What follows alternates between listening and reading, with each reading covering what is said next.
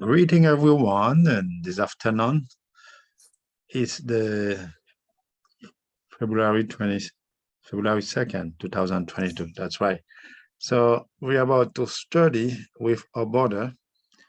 His name is Sullivan. Brother Sullivan, he loved the word of God. Amen. He always thirsty for the word of God. Donc, il aime vraiment la parole de Dieu. Donc, on va pas arrêter, on va continuer à étudier la parole. Lui, il aime déguster la parole, hein, parce qu'il a toujours fait de la parole de Dieu. C'est ça un bon étudiant qui cherche toujours la parole de Dieu. Donc, on a avec nous aujourd'hui nos sœurs qui sont toujours avec nous, nos collaboratrices en Jésus. On a Sheldon Altidor et Karen Walters. Ils sont avec nous aujourd'hui. Mais juste avant de commencer, nous allons prier aujourd'hui avec ce Sheldon Altidor. Juste une courte prière pour demander à Dieu la puissance de son Saint-Esprit pour nous assister aujourd'hui. OK, prions. Seigneur Jésus, merci pour nous avoir réunis ici pour étudier ton sainte parole, soit avec Frère James, pour ton instrument, ton serviteur, pour partager le pain de vie à Frère Sullivan. Soit avec chacun de nous, que la parole partagée sera appliquée à chacun de nous ici. Au nom de Jésus. Amen. Amen. Amen. Amen. Merci. Ma bien-aimée sœur Sheldon. Merci, Sheldon.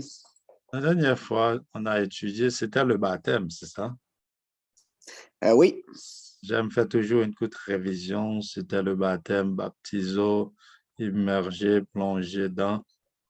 Donc, on a vu qu'il y a juste une manière de se faire baptiser, c'est plonger dans l'eau. D'après Éphésiens 4, le verset 5, on a vu Jésus, notre modèle, comment il se faisait baptiser par Jean le Baptiste dans Matthieu chapitre 3, se faisait plonger dans l'eau aussi. Donc, dès qu'il sortait de l'eau, on a vu l'Esprit de Dieu était là, sous forme d'une colombe. Et le Père prononçait ses discours, celui-ci est mon fils bien-aimé. On a dit le jour de notre baptême, nous recevons aussi notre acte de naissance. Nous passons de créature à enfant de Dieu parce que nous sommes nés de nouveau comme Nicodème dans Jean chapitre 3. Jésus disait à Nicodème, hein, il faut être né de nouveau pour entrer dans mon royaume. C'est ça qu'il disait à Jésus à Nicodème. Donc, c'est clair que la naissance, c'est lorsque nous plongeons dans l'eau, dans le livre de Romains, chapitre 6, le verset 1 à 8. Nous enterrons le vieil homme. En sortant de l'eau, nous sommes quoi? Ressuscités en Jésus. Ressuscités en Jésus. Nous devenons quoi? Des enfants de Dieu, pas seulement créatures. Hein? Et là, nous pouvons déclarer, de Corinthiens 5, 17, si quelqu'un est en Christ, il est une nouvelle créature. Nous sommes, à partir de notre baptême, des quoi? Des enfants de Dieu. Des enfants de Dieu. Donc, c'est bien. C'est clair qu'on a vu aussi, c'est pas important de passer 5-6 ans en attente pour votre baptême, parce que le jour de la Pentecôte dans Actes chapitre 2, premier jour, 3000 âmes. c'est ça. Dans Actes chapitre 8, on a vu l'histoire d'un Éthiopien. C'est ça, avec Jacques Philippe, le même jour, s'est fait baptiser. Ça, c'est des gens obéissants. Jésus est en train de chercher des gens comme ça. Si vous êtes en train de regarder notre vidéo aujourd'hui, vous n'êtes pas encore baptisé, donc je fais l'appel à vous. Jésus est en train de vous chercher des étudiants sincères, comme le Nick éthiopien et ceux qui se faisaient baptiser le jour de la Pentecôte dans Actes chapitre 2. Ils étaient au nombre d'environ de 3000, Actes chapitre 2, le verset 41.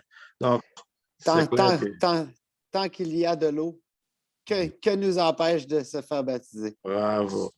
Mais c'est ça qu'il disait. Il faut croire et accepter. C'est ça. Marc 16, le verset 16 à 18. Celui qui croira et qui sera baptisé sera sauvé. Croire plus baptême égale sauvé. Donc, celui qui ne croira pas, ne sera pas baptisé sera condamné. C'est clair. Donc, Dieu nous a donné beaucoup de puissance, dynamis, lorsque nous passons par le baptême, parce que c'est Jésus qui nous a demandé de faire ça. Et Dieu nous a promis qu'il sera toujours avec nous dans Matthieu 28. Allez faire de toute la nation des disciples, les baptisés au nom du Père, du Fils et du Saint-Esprit, et enseigner-les. Donc, après le baptême, vous allez continuer à enseigner les gens la parole de Dieu. Parce qu'il y en a qui pensent après le baptême, c'est fini. J'ai des étudiants comme ça, après le baptême, ils ne veulent pas continuer les études. Je dis non, non, ce n'est pas encore fini, là. Il faut continuer à étudier. Au contraire, ça commence. C'est ça. Donc, il faut continuer à étudier. Tu deviens un disciple C'est certifié. ça. C'est bientôt, vous allez avoir votre étude biblique, mon frère, là. Vous avez votre ami, bientôt, vous allez avoir votre étude biblique, là. Vous allez commencer votre étude. Moi, j'aime quand vous prenez note. C'est bien de noter les Ouais. versets bibliques parce que c'est ça un bon toutes les élève. notes. C'est ça un bon élève. J'ai OK. vraiment hâte. Je suis excité de ça. Aujourd'hui, j'ai un de mes amis qui est beaucoup dans pour faire des vidéos et tout ça. Là, je me suis comme informé pour pouvoir faire des études bibliques, m'enregistrer justement, puis pouvoir partager ça, peut-être même ouvrir un compte YouTube, Bravo. partager ça sur Facebook. En tout cas, Bravo. I'm looking forward là, to preach the word. Ouais, même quand vous êtes chez vous, peut-être vous êtes au lit, mais votre ministère sur YouTube, ça fonctionne. C'est comme Ouais, ça, c'est j'ai ça. rencontré avec une famille, la famille Wakas en Pakistan. Mhm. Ah ouais. C'est comme ça, ouais, c'est comme ça. Donc, C'est très bon, Sullivan. C'est ouais, continuer comme ça, là. ouais, Merci. Praise the Lord.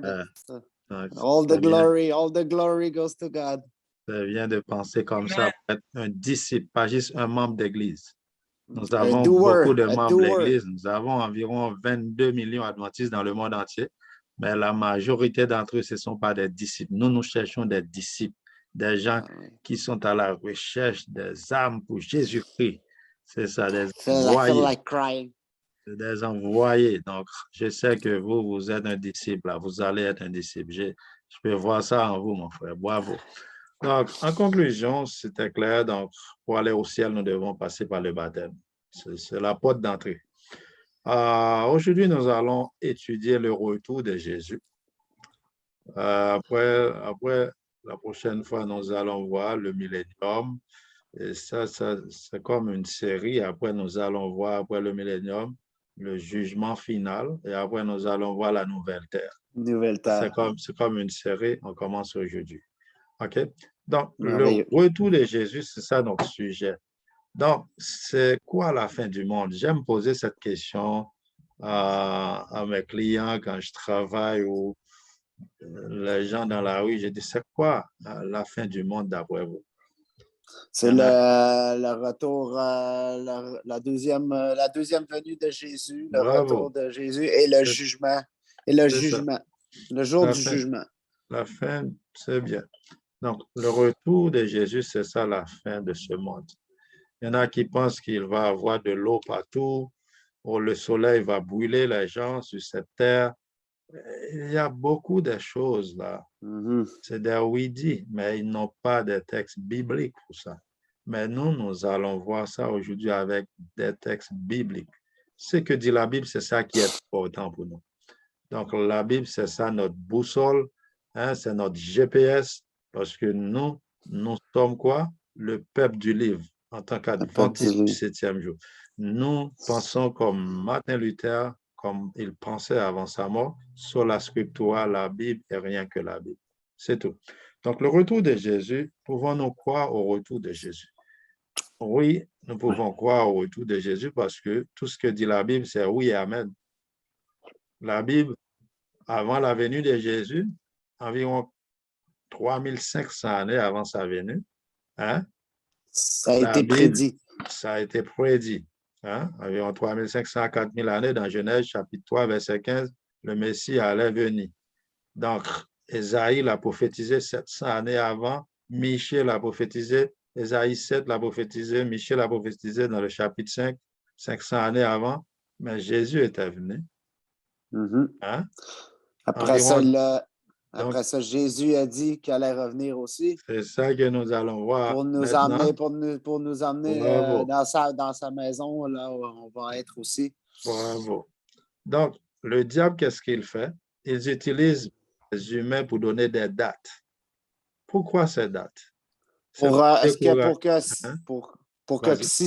Mais si ça n'arrive pas, la date, pour que quand ça n'arrive pas, que ça déçoit les âmes des mondes, puis ça leur enlève du courage et de l'espoir et de la foi. C'est ça le diable fait pour décourager les gens. C'est pour ça qu'il donne tant de dates en utilisant ces agents qui disent qu'ils sont des chrétiens et des pasteurs. J'ai beaucoup de dates ici. Je vais vous envoyer le lien tantôt. Si vous allez sur Google, les années 500, il y avait Hippolytus, hein, lui qui vivait en Rome. Il a donné, c'était les années 500, Jésus allait venir. On a Beatus Liébana, c'était 793 qu'elle disait que Jésus allait venir. On a le pape Sylvestre II, lui, il prophétisait que Jésus allait venir 1er janvier 1000. On a Joachim, 1260, on a beaucoup de dates ici. OK, on a Thomas Monzer qui disait que c'était en 1524. Prenons quelques personnes célèbres dans la liste. Quelques personnes célèbres, j'ai une liste. On a John Wesley. John Wesley. Ouais. John Wesley, c'est lui qui est le fondateur de l'Église méthodiste.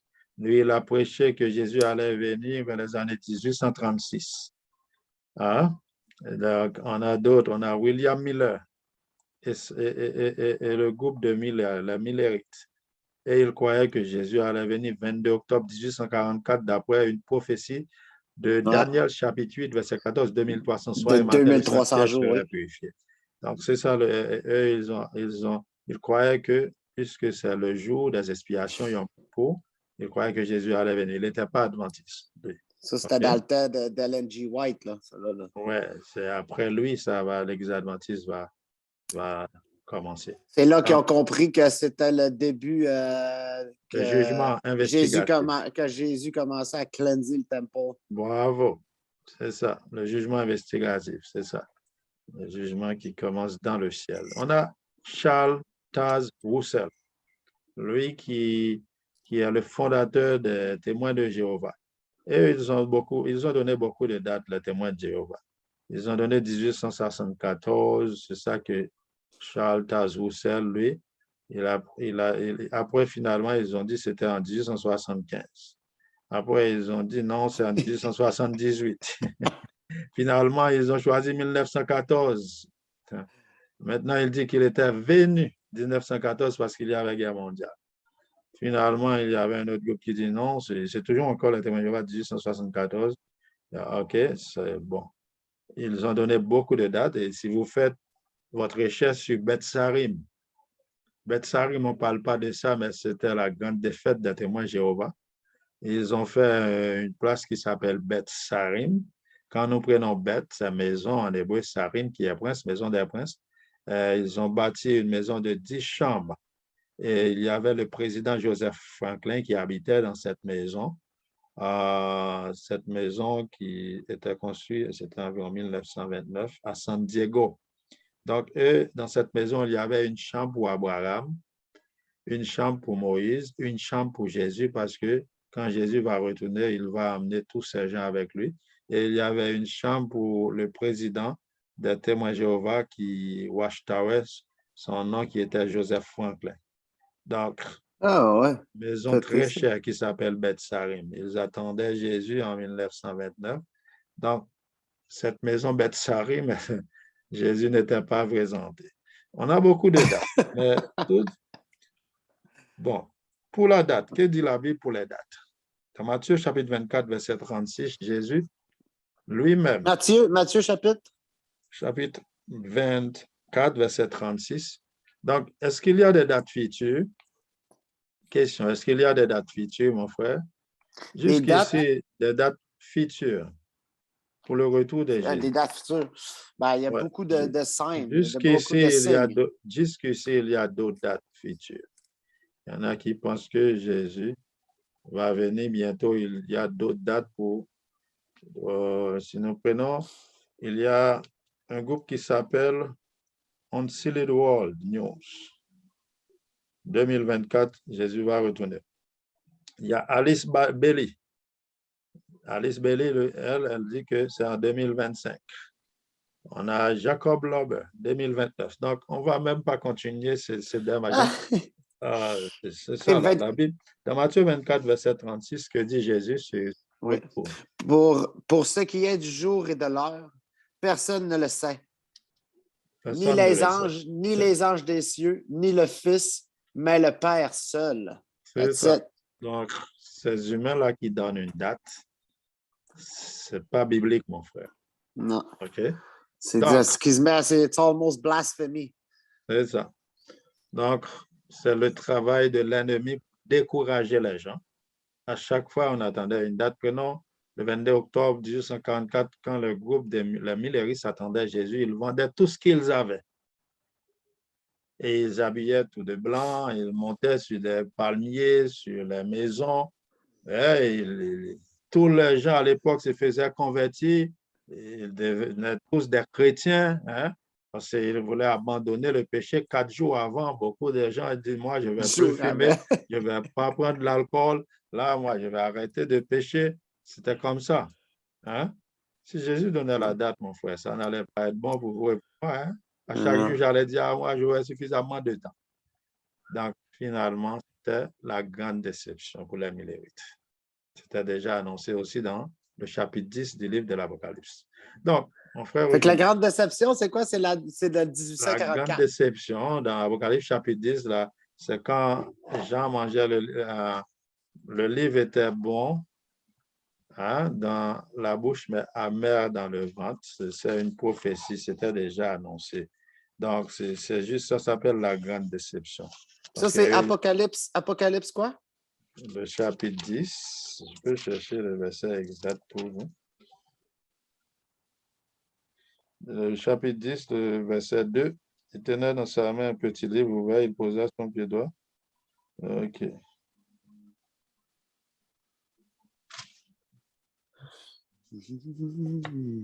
OK. Donc, à la fin. Ouais, Apocalypse 10, le verset 10. Je pris le petit livre de la main de l'ange et je l'avala. Il fit dans ma bouche d'eau comme du miel, mais quand je l'eus avalé, mes entrailles furent remplies d'amertume. Ça, c'était une prophétie sur quand Jean a prophétisé, le groupe de chrétiens allait prêcher le message, mais finalement, ils ont eu une grande déception. Donc, on a étudié sur le livre de l'Apocalypse, on peut retourner à ça. Donc, il y avait déjà une prophétie biblique pour ça. Donc, pouvons-nous croire, les enfants de Dieu, les étudiants de la Bible, au retour de Jésus? Oui, nous croyons, comme j'ai déjà répondu à cette question, parce que tout ce que dit la Bible, c'est oui et amen. La Bible disait 2000 ans, environ 2000 ans avant la venue de Jésus, avant sa venue, hein, environ 4000 ans, désolé, avant sa venue, on prêchait qu'il allait venir le Messie. Hein? Je donnais même des dates d'Ésaïe, d'autres prophètes. Ouais. Et plus que je lis les vieux prophètes, plus que je vois Jésus des paroles, c'est ça. Il y a plus de 3000 prophéties dans l'Ancien Testament qui parlaient de la venue du Messie. Donc, il était venu. Maintenant, qu'est-ce qu'on prêche maintenant? Depuis environ 2000 ans, c'est le retour de Jésus. Le retour. C'est pour ça que les hommes, ils ont eu peur quand 2000 allait arriver parce que chaque environ 2000 ans, il y a quelque chose. Premier environ 2000 ans, c'était Noé qui prêchait. Qu'est-ce qu'il prêchait? Il allait avoir un déluge. Oui, il avait un déluge. OK, donc après, 4000 ans après, il avait quoi? On prêchait le Messie allait venir. Le Messie était venu après. Donc, finalement, qu'est-ce qu'on prêchait maintenant, nous les enfants des dieux? Nous prêchons quoi? Le retour de Jésus. Le retour. Donc, environ, quand 2000 allait arriver au Waïtouké, ils ont peur, ils pensaient que quelque chose allait se passer. Mais Dieu a donné une chance encore à la terre. Dieu a donné une chance. Dieu a prolongé. Hein? Donc, c'est une chance d'après de Pierre chapitre 3, le verset 9. Dieu a donné une chance à la terre. C'est quoi, Pierre chapitre quoi? 2 Pierre 3, le verset 9. 2 Pierre 3? Verset 9. Verset 9. Hein? OK. Donc, je pense que si vous avez trouvé ce verset, donc Dieu donne encore une chance à la planète Terre. Donc,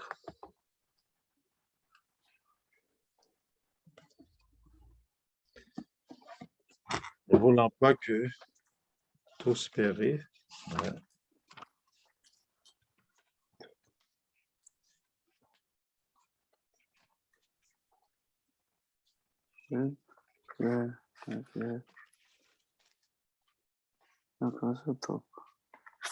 On va terminer aujourd'hui, je pense. Peut-être on va continuer l'étude la prochaine fois. Voilà, 2 Pierre chapitre 3, le verset 9, si vous trouvez. Et Dieu donne encore une chance à la planète Terre. 2 Pierre, OK, 1249.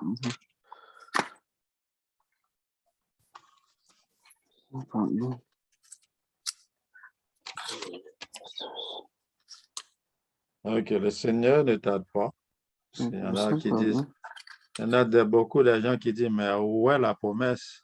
Depuis que mes parents sont nés, on parle du retour de Jésus. Mon grand-papa disait ça, mon grand-père disait ça, ma grand-mère, là, vous, là, fermez vos cœurs, là, vous, les chrétiens, blablabla. C'est ça, là. C'était déjà annoncé qu'il allait avoir des gens comme ça. OK? J'y suis. Le Seigneur, OK? Qu'est-ce qu'il y a? Le Seigneur ne tarde pas dans l'accomplissement de la promesse, comme quelqu'un le croit, mais il use de patience envers vous, ne voulant pas aucun périsse, mais voulant que tous arrivent à la repentance. Donc, Amen. c'est la Moi, chance que Dieu donne. c'est ça souvent que je dis aux gens aussi qui me disent, ça c'est très classique, là, que le monde dit, si Dieu existerait, ferait longtemps qu'il serait venu nous aider, puis tout ça, puis moi je le dis tout le temps, non, au contraire, il est patient, puis il laisse encore la chance au monde de tourner away from their wicked ways, puis de tourner vers lui, tu sais. Parce que c'est ça que je dis ici, il ne veut pas que personne périsse, lui, là. Moi, parfois, je vais direct, mon frère, je dis aux autres, c'est à cause de vous. Jésus n'est pas encore cause venu. de vous, hein, Ah ouais, parce que je l'ai dit direct, parce qu'eux, ils ne croient même pas, ils disent, moi, je ne crois même pas, je dis, mais c'est à cause de vous qu'il ne vient pas encore. Parce que vous n'êtes pas encore prêts. Je dis, quand vous êtes prêts, Jésus va venir. Je dis, c'est à cause de vous, là. Vous traînez le retour de Jésus, c'est à cause de vous. Donc, That's a good one. parfois, on va direct parce que c'est des gens qui ne croient pas même au retour de Jésus, qui disent, depuis longtemps, on parle de ça, mais ils ne sont pas prêts pour le retour. Mais Dieu use de patience envers ces gens. Je l'ai dit, c'est à cause de vous. Vous traînez le retour. C'est ça qu'on vient de lire, mon frère. Ouais. Dieu use de patience envers ces gens. Ouais. Et deuxième chose encore, Dieu, dans Matthieu 24, le verset 14, ça nous dit que laisse-moi trouver ça. Cette bonne nouvelle du royaume sera prêchée dans le monde entier pour servir de témoignage à toutes les nations. Alors viendra la fin. Donc, nous devons partir là pour Nord-Corée, Corée du Nord. Il y a des places jusqu'ici, on n'est pas encore là. Hein? Nous devons pénétrer ces endroits. Hein? Nous devons aller dire à Kim Jong-un, comment il s'appelle là, que Jésus revient bientôt. Parce qu'on a déjà plus que 30 000 adventistes dans le Corée du Sud. Mais dans le Nord, on n'est pas encore là. Mais la parole se rend vraiment loin. Comme moi, j'ai écouté beaucoup de sermons de Doug Batchelor. Puis il disait ça qu'il allait en voyage là, dans des petites places, des tribus, là, des tribus éloignées. Puis ils sont là dans leur petite cabane, puis ils ont un téléphone, puis ils sont capables d'écouter des sermons d'Amazing Fact. C'est qu'ils se mettent des indigènes, puis ils sont capables d'écouter des sermons sur le téléphone. Amen. Donc, qui nous a fait cette promesse en tant qu'enfant de Dieu? Qui nous a fait cette promesse? Dans Jean, chapitre 14, versets 1 à 3. Jean, chapitre 14. C'est Jésus lui-même, nous allons lire ça. Donc, nous pouvons croire en sa parole, parce que lui, il n'est pas un menteur. Donc, c'est notre espoir en tant qu'enfant de Dieu. Nos promesses. Notre espoir, le retour de Jésus. Qui nous a fait cette promesse? Ouais, dans chapitre 14, versets 1 à 3. Oui. Que votre cœur ne se trouble point. Croyez en Dieu et croyez en moi. Il y a plusieurs demeures dans la maison de mon Père. Si cela n'était pas, je vous l'aurais dit. Je vais vous préparer une place. Et lorsque je m'en serai allé et que vous aurez préparé une place, je reviendrai. Et que je vous aurai préparé une place, je reviendrai et je vous prendrai avec moi, afin que là où je suis, vous y soyez vous aussi. Amen. Donc, qui nous a Amen. fait cette promesse? C'est Wow. Jésus-Christ lui-même. Donc, savez-vous où est-ce qu'il est? Où est-ce qu'il est allé? Nous allons voir ça dans... Il y en a qui font des promesses, hein? Il y en a beaucoup qui font des promesses, mais c'est des menteurs. Surtout les présidents, les premiers ministres. Ils racontent n'importe quoi pendant leurs élections, hein? Ah, c'est des menteurs, beaucoup d'entre eux. Après qu'ils ont été élus, ils ont changé catégoriquement. Mais la personne qui nous a fait cette promesse, Jésus, mon frère, nous pouvons croire en sa parole. Amen. Okay? Parce que lui, il n'est pas un menteur. Et il est sans péché d'après 1 Pierre chapitre 2, le verset 22. Donc, continuons. Il est allé où? Parce qu'il dit qu'il est allé nous préparer une place. Hein? Dès qu'il sera terminé de préparer cette place, il revient au point afin que là où il est, nous y soyons aussi. Où est-ce qu'il est maintenant? Nous allons voir ça. Il est au ciel. Dans le sanctuaire. Il est au ciel, mon frère. Il viendra nous chercher pour nous emmener au ciel. C'est quel chapitre, quel livre? Nous allons dans Actes, chapitre 1er, le verset 9 à 11. Parce que moi, j'ai parlé avec des amis témoins de Jéhovah. Il y en a qui pensent que c'est seulement 144 000 personnes qui vont aller au ciel. Et j'ai parlé avec un autre groupe qui s'appelle Israël. Eux, ils pensent que nous allons passer le millénium sur cette terre. J'ai parlé avec beaucoup de personnes qui pensent que personne ne peut pas aller au ciel. Eux, leurs espérances restent encore sur cette terre. Nous, notre espérance va plus loin qu'eux, mon frère. Notre espérance va ailleurs. Il est écrit, moi, pour... nous sommes des aigles en Jésus, là. Nos espérances vont très, très haut, là. Eux, ils ont, beaucoup d'entre eux, excusez-moi, ils ont des espérances poules, hein. On a parlé des poules la dernière fois. Nous, en tant qu'aigles, nous volons avec Jésus. Parce que Jésus, nous savons où est-ce qu'il est. Nous lisons ça dans Actes chapitre 1, chapitre 1er, le verset 9 à 11.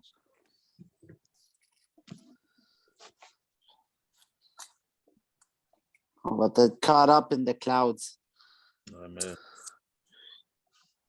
Après avoir dit cela, il fut élevé pendant qu'il le regardait, et une nuée le déroba à leurs yeux. Et comme il avait... Oh! Désolé, j'ai manqué un petit peu de batterie. Je vais recommencer. Après avoir dit cela, il fut élevé pendant qu'il le regardait, et une nuée le déroba à leurs yeux. Et comme ils avaient les regards fixés vers le ciel pendant qu'ils s'en allaient, voici deux hommes vêtus de blanc leur apparut et dirent: Hommes galiléens, pourquoi vous arrêtez-vous à regarder au ciel? Ce Jésus qui a été enlevé au ciel du milieu de vous reviendra de la même façon, de la même manière que vous l'avez vu allant au ciel. Donc, Jésus, il est allé au ciel. C'est là qu'il est allé nous préparer une place. C'est très clair ici, pas de dispute. Il est allé nous préparer une place là, pas à la planète Mars là. Non. Et là, maintenant, il y en a qui pensent que s'il va passer quelque chose sur la Terre, nous allons à la planète Mars. C'est ça qu'ils pensent, les millionnaires de ce monde. Parce qu'ils sont en train de préparer planète Mars. Ils ont pris des terres en Hawaï pour préparer planète Mars. Là. Ils sont en train de préparer. Mais il faut avoir des millions pour aller là. Si quelque chose va arriver sur planète Terre, ils vont monter là. C'est pour ça qu'ils commencent à faire des réservations pour planète Mars, mon frère. Parce qu'il n'y a pas de vie là-dedans, ils veulent mettre de vie. Donc, nous allons plus haut que planète Mars, mon frère, avec Jésus. Plus haut qu'eux, ils pensent. OK? Donc, nous savons où est-ce qu'il est allé. Jésus, il est allé comment? Visible. Et Jésus reviendra comment? De la même manière, visible, pas en cachette. Parce qu'il y a une religion qui s'appelle rap secret, mon frère. Il prêche que Jésus, lorsqu'il viendra, personne ne verra Jésus. Ça va être en secret.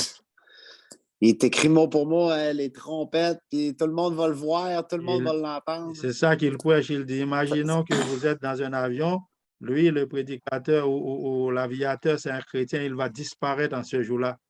C'est comme vous allez dans CNN, vous allez voir dans CNN, Jésus était venu hier. Vous allez ouvrir LCN, vous allez voir, oh, ici, regarde LCN, on dirait que LCN, Jésus était venu hier soir. On n'aura pas besoin de ça. Ça va être visible. Allons dans Apocalypse chapitre 1er. Est-ce que c'est visible ou invisible? De la même manière qu'il est monté, il va retourner de la même façon, même manière. Pas invisible. Chapitre 1, verset. Apocalypse chapitre 1er, les versets 7 et 8.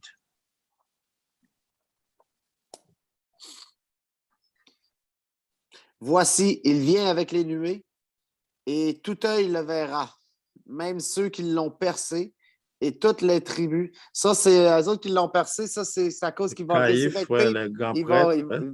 ils vont résurrecter les autres qui l'ont crucifié.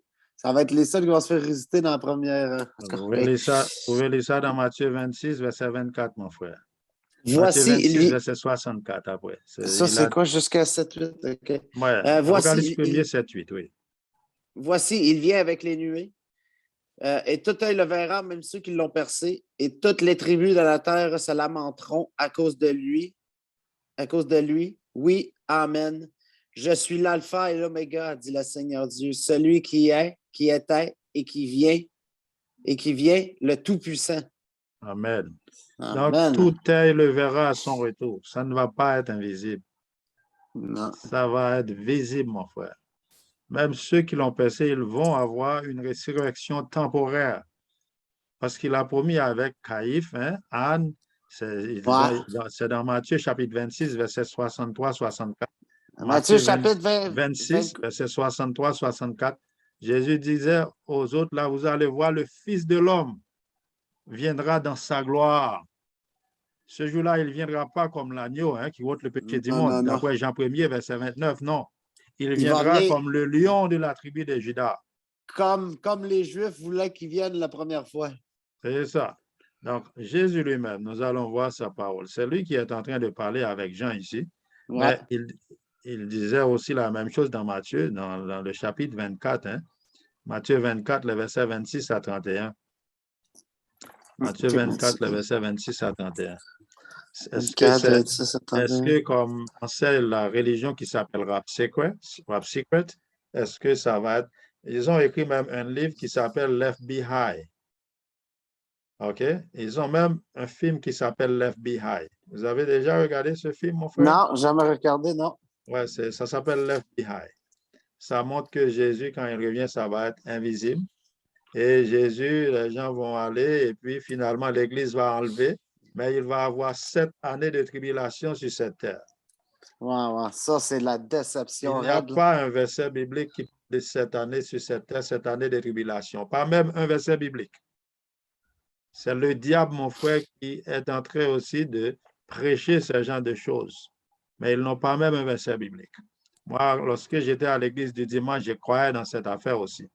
Mais quand j'ai commencé à faire mes recherches, là, je demande à mon papa, j'ai dit, mais pouvez-vous me montrer 7 années de tribulation après le retour de Jésus? Il n'y a pas un verset, mon frère, dans la Bible qui parle de 7 années de tribulation. Oui, vas-y. Avec Jésus ici dans Matthieu 24, le verset 26 à 31. OK. Nous allons... OK. Nous allons faire parler Jésus lui-même ici. Ce n'est pas ce que pensent les religions. Si donc on vous dit, voici, il est dans le désert, il n'y allez pas, n'y allez pas. Voici, il est dans les chambres, ne le croyez pas. Car, comme l'éclair part de l'Orient et se montre jusqu'à l'Occident, ainsi sera l'avènement du Fils de l'homme. En quelques lieux que soit le cadavre, s'assembleront. Juste un instant. Reste un instant. Un petit commentaire. Si on vous dit que Jésus, maintenant, il est aux États-Unis, est-ce que vous allez là-bas? Non. Savez-vous maintenant qu'il y a au moins 3 Jésus sur la terre maintenant? Nous avons un Jésus. Lui, il a nommé lui-même Jésus. Il vit en Sibérie. Sibérie qui est à la Russie. Son nom, c'est Vissarion. Si vous allez mettre Vissarion, Jesus and Siberia, vous allez trouver ça. Il dit c'est lui qui est Jésus, incarné, retourné sur cette terre. Nous avons aussi à Kenya quelqu'un qui était venu quelques mois de cela, non, c'était 2 ans de cela. Son nom était Michael Job. Il est allé à Kenya pour dire que c'est lui qui était Jésus. Finalement, on lui a expulsé de Kenya. On est arrivé dans son pays, pas même 2 à 3 jours. Ce monsieur fut passé par la mort. Donc, on a en Brésil, là, j'ai beaucoup de noms, mon frère. Là. On a José Louis aussi à Miami. José Luis à Miami. Il a mis 666 sur son corps. Il dit c'est lui qui est Jésus sur la terre maintenant. OK? On a Henry Cristo en Brésil qui dit que c'est lui qui est Jésus. Ce sont des fous, mon frère.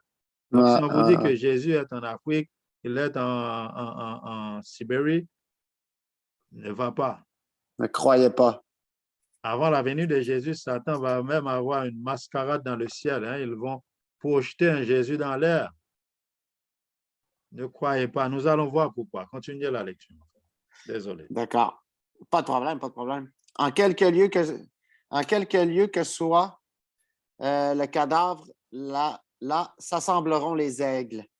Aussitôt après ces jours de détresse, le soleil s'obscurira, la lune ne donnera plus sa lumière, les étoiles tomberont du ciel et les puissances des cieux seront ébranlées. Alors le signe du Fils de l'homme paraîtra dans le ciel.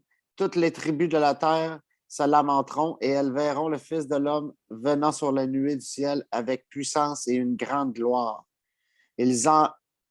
Il enverra ses anges avec la trompette retentissante et ils rassembleront ses élus des 4 vents. Ça veut dire des 4 coins de la planète. C'est ça. Depuis une extrémité des cieux jusqu'à l'autre. Ici, mon frère, c'est clair. Ça va être visible et tout œil le verra. 4 coins de la terre. Hein? On a eu déjà en 19 mai 1780, il y avait des jours noirs parce qu'il n'y avait pas de soleil. OK? Parce que la nuit avant, la lune était rouge. Donc, on a eu aussi, hein, c'était le 13 novembre 1833, on a eu aussi la lune qui était de couleur rouge aussi. Donc, on a beaucoup de ces choses qui sont déjà arrivées, mais au retour de Jésus, ces choses vont reproduire, mon frère. Ces choses vont disparaître parce que Jésus, quand il viendra, les cieux vont passer avec fracas. Il ne faut pas oublier, quand nous parlons des cieux, on nous parle de 3 ciels. Hein? Là où habite. Ouais. Il y en a qui pensent qu'il y a 7 ciels. Là. Tu as l'atmosphère. Ouais, là où on vit Dieu. L'atmosphère, le ciel avec les étoiles, puis tu as le... Là où les oiseaux volent, là. OK? Ouais. C'est ça, 3 ciels. Là où il y a des planètes, on met les choses là, la Lune, tant d'autres choses. 2e ciel, 3e ciel, c'est la couche d'ozone, là où on regarde, là, les oiseaux volent, là. OK? Donc, pour nous, les enfants de Dieu, parce que ces choses-là sont déjà polluées avec le péché. Les gens, ils ont déjà mis pied dans la Lune, dans Mars, hein, c'est pollué. Le péché est déjà dans ces choses. Donc, ces choses vont disparaître avec fracas et lorsque Jésus viendra. So, les morts en Christ, qu'est-ce qui va arriver ce jour-là? Les morts en Christ vont ressusciter. Les anges vont accompagner Jésus des millions d'anges. Hein? Parce qu'il va avoir une silence dans le ciel. Dans Apocalypse chapitre 8, le verset 1er, ça nous parle de silence de demi-heure dans le ciel. Apocalypse, quoi tu dis? Chapitre 8, verset 1er. La Bible nous parle d'une silence de demi-heure. Ça veut dire quoi? Les anges vont tous venir avec Jésus. Donc, il n'y a pas d'activité. Et là, ça va nous emmener directement au retour de Jésus. Les anges vont venir avec gloire accompagnés. Il y a des billions d'anges dans le ciel. Wow. OK? Donc, ils vont venir avec des trompettes ressusciter les morts. Mon frère, ça va être glorieux. Quelque chose, on peut dire, mon frère, le mot glorieux est trop petit. On ne peut pas même trouver le mot. Extraordinaire n'est pas suffisant. L'homme ne peut même pas percevoir la gloire. C'est ça. Donc, ça ne va pas être invisible, mon frère. Ça va être visible. Le mot en Christ, si nous prenons un Thessaloniciens chapitre 4, le verset 13, Thessaloniciens 4, le verset 13 à 17. C'est quoi ça? C'est quoi tu dis? Un Thessaloniciens chapitre 4, le verset 13 à 17. Qu'est-ce qui va arriver 4, aux vivants qui sont sur la terre, les morts qui sont déjà dans le tombe, qu'est-ce qui va arriver aux chrétiens au retour de Jésus? Et qu'est-ce qui va arriver aussi? Nous allons voir après les méchants. Maintenant, pour les chrétiens, qu'est-ce qui va arriver au retour de Jésus? Les chrétiens vivants et les chrétiens morts. Thessaloniciens chapitre 4, les versets 13 à 17.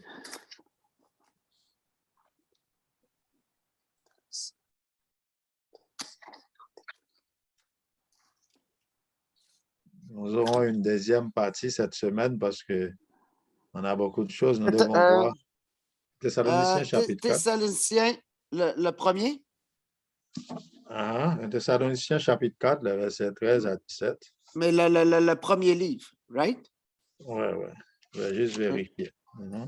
Thessaloniciens chapitre 4, les versets 13 à 17. 13 à 17, OK. Oui.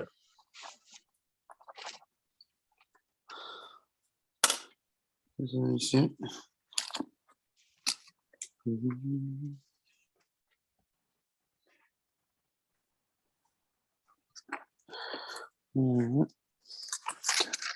Il y en a qui pensent que les morts sont déjà au ciel. Hein?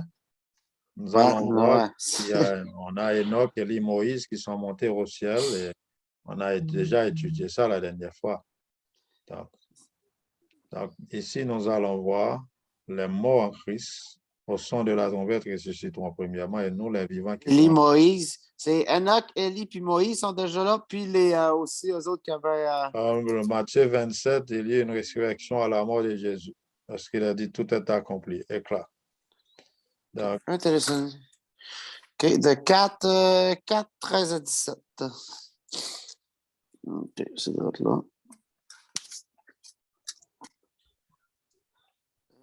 OK, j'y suis. Jusqu'à ce que je vienne, applique-toi à la lecture. Non. Pardon? C'est pas ça? Non. Nous ne voulons pas. Ah, je suis en Timothée. Oh, excusez-moi. Je vais être là. Intéressant. Premier rappel. OK, je vais être là. OK. OK. OK, là, j'y suis. 13 à 17. Nous ne voulons pas, frères, que vous soyez dans l'ignorance au sujet de ceux qui dorment, afin que vous ne vous affligiez pas comme les autres qui n'ont point d'espérance. Car si nous croyons que Jésus est mort et qu'il est ressuscité, croyons aussi que Dieu ramènera par Jésus et avec lui ceux qui sont morts. Voici, en effet, ce que nous vous déclarons d'après la parole du Seigneur. Nous, les vivants, restés par l'avènement du Seigneur, nous ne devancerons pas ceux qui sont morts. Car le Seigneur lui-même a un signal donné à la voix d'un archange et au son de la trompette de Dieu, descendra du ciel et les morts en Christ ressusciteront premièrement. Ensuite, nous, les vivants, qui serons restés, nous serons tous ensemble enlevés avec eux sur des nuées à la rencontre du Seigneur dans les airs. Et ainsi, nous serons toujours avec le Seigneur. Ici, c'est très clair. Hein? Très clair. Ici, pas de dispute là. Les morts en Christ ressusciteront premièrement. Hein? Les anges vont sonner la trompette et Jésus, le chef des anges qui est, Michael Archange, au son de le chef de l'armée. C'est Jésus, le chef de l'armée. C'est lui qui va ressusciter ces morts qui sont les enfants de Dieu. Les enfants de Dieu, les morts qui se ressusciteront premièrement, nous les vivants, chrétiens, qui seront vivants ce jour-là. Nous n'aurons pas aller au ciel avec ce corps-là, parce que ce corps est corruptible. Jésus va nous donner quoi? Un autre corps. Incorruptible. Incorruptible. C'est ça, nous allons voir ça dans 1 Corinthiens chapitre 15. Donc, c'est ça, mon frère. Si les morts sont déjà au ciel, pourquoi il va y avoir une résurrection?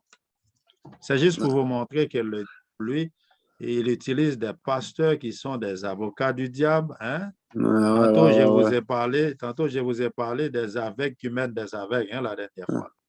Qui pensent que lorsqu'on meurt, on va directement au ciel ou en enfer ou au paradis. Donc, non. L'histoire aussi que les morts vont... Oh! Désolé. L'histoire que les morts aussi brûlent éternellement, ça, c'est tout qu'un mensonge. Hein? Non, non, non. Quand nous allons étudier le jugement final, parce que c'est des mensonges, parce que nous allons voir que Jésus, quand il viendra avec sa récompense. Dans Apocalypse 22, le verset 12, donc, il viendra pour prendre, le sauver, le racheter, hein, pour rescue planet Earth, hein, comme Redeemer, to redeem those saved. Donc, dans ce cas, mon frère, quand les gens prêchent que après la mort, vous allez directement au ciel, c'est pas vrai.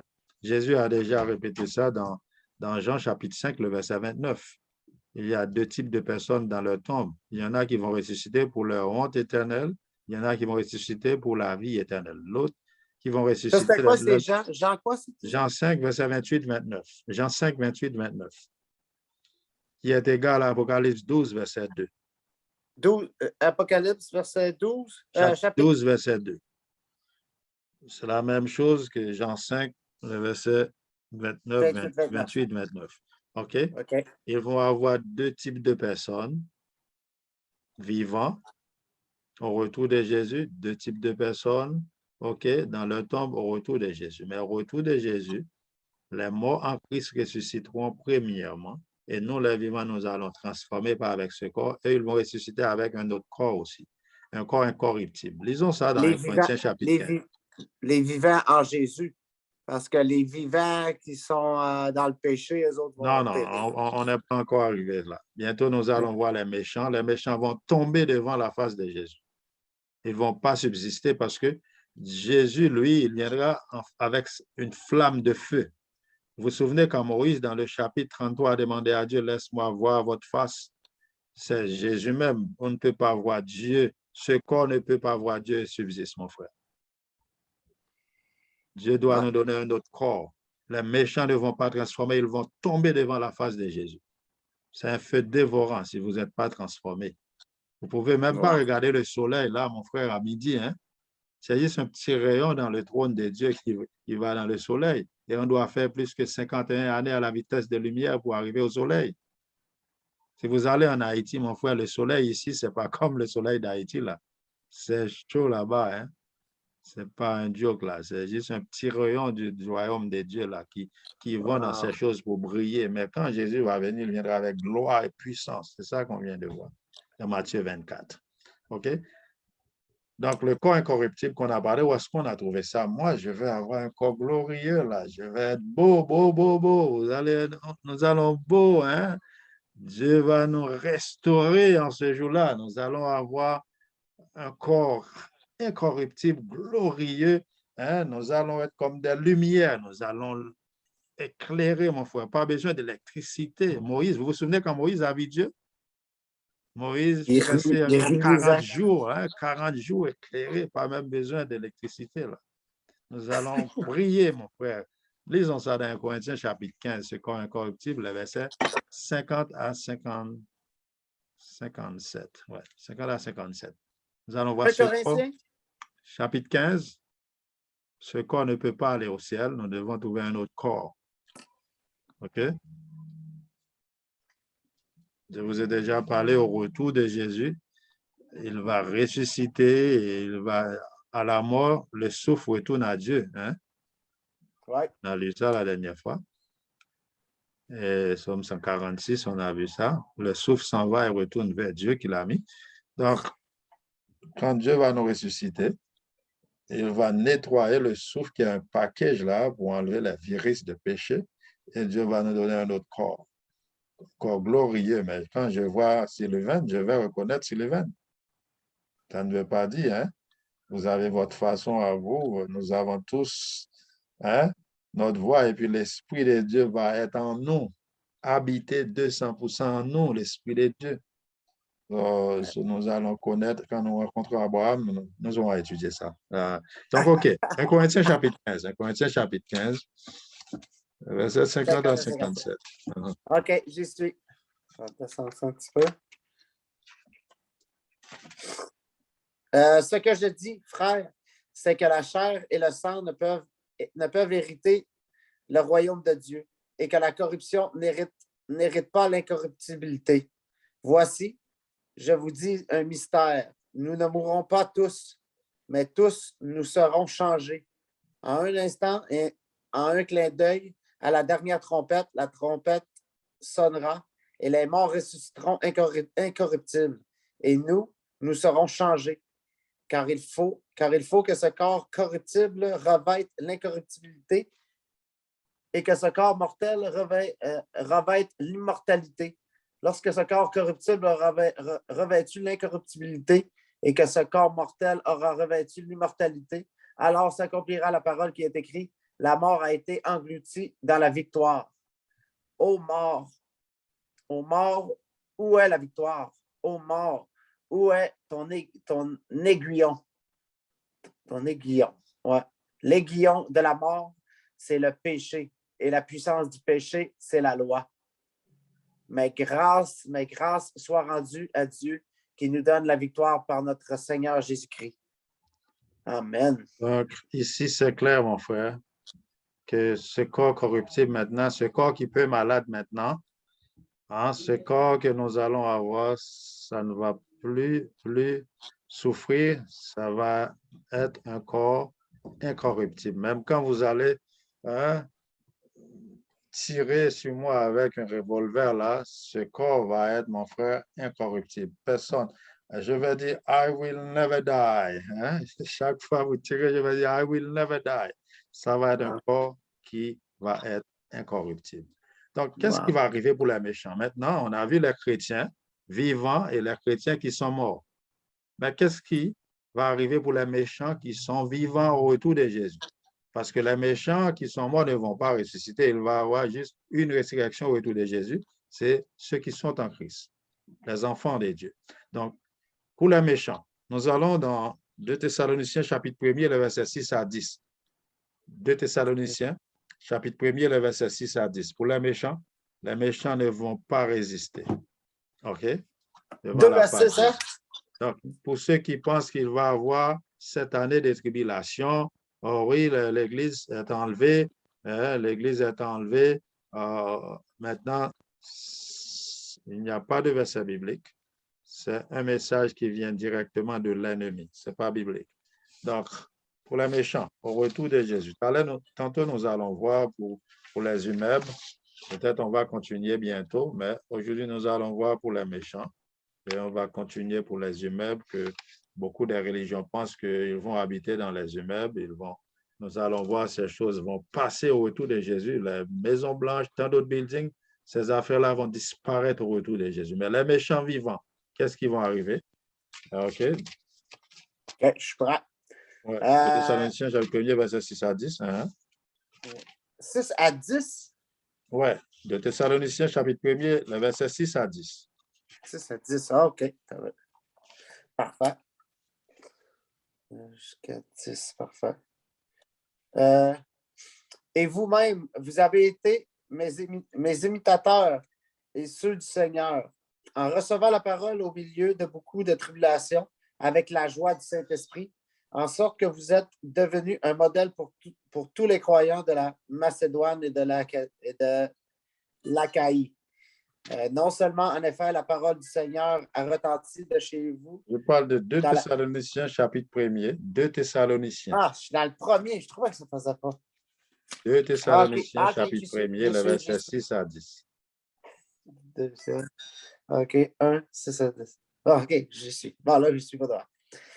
Car il est de la justice de Dieu de rendre l'affliction à ceux qui vous affligent et de vous donner, à vous qui êtes affligés, du repos avec nous lorsque le Seigneur Jésus apparaîtra du ciel avec les anges de sa puissance, au milieu d'une flamme de feu pour punir ceux qui ne connaissent pas Dieu et ceux qui n'obéissent pas à l'évangile de notre Seigneur Jésus. Ils auront pour châtiment une ruine éternelle, loin de la face du Seigneur et de la gloire de sa force, lorsqu'il viendra pour être, en ce jour-là, glorifié dans ses saints et admiré dans tous ceux qui auront cru, car notre témoignage auprès de vous a été cru. Ici, mon frère, lorsqu'il viendra, notre Seigneur Jésus, les méchants, ils vont avoir pour ruine éternelle. Ils vont ruiner devant la face de Jésus parce que Notre Dieu est un feu dévorant. La Bible ne nous dit pas qu'il va y avoir quelques-uns qui vont rester sur la terre, c'est seulement 144 000 qui vont aller au ciel. Non, ce n'est pas biblique. Donc, si vous avez des questions, je vais prendre juste une question aujourd'hui, mais nous allons continuer durant la semaine, nous allons voir les immeubles, les choses terrestres, les biens de ce monde. Ces choses vont disparaître au retour de Jésus. De Pierre chapitre 3, vous pouvez lire ça. Nous allons voir ça bientôt. Donc, je peux prendre une question si vous avez des questions avant de prier. Non, c'est pas mal très clair. J'avais beaucoup étudié ce sujet, fait que... Donc, c'est bon. Mais non, pas de questions. Donc, prions avec Sir Karen. Karen, you want to pray a closing prayer, please? Yeah, let us pray. Father God, thank you so much for being with us this afternoon as we studied your word. Father God, I thank you for the presence of your Holy Spirit that open up our minds to receive all that we need to know, Lord, about your soon coming and about your coming in the clouds. I pray, oh Father God, help us after this refresher for some of us that we may be, that we may keep it in our hearts, Lord, that we may not be deceived and that we will also tell others about all that we're hearing. I pray, bless each and every one of us on the line at this moment and be with us, Lord, for the rest of your Sabbath day. In Jesus' name I pray, amen. Amen. Thank you, Sister Karen. My last call to you, Sullivan. Will you be there with Jesus when he's coming back soon? Will you be there? Yes. It's my prayer for you to be there. I'll be looking up and not down. All right. Amen. I'm going to look for you there. It's my prayer for you, my brother.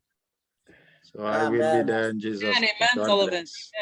Amen. Amen. Thank you. Thank you. Thank you, guys. Thanks for joining and being there. Appreciate. No problem. Our next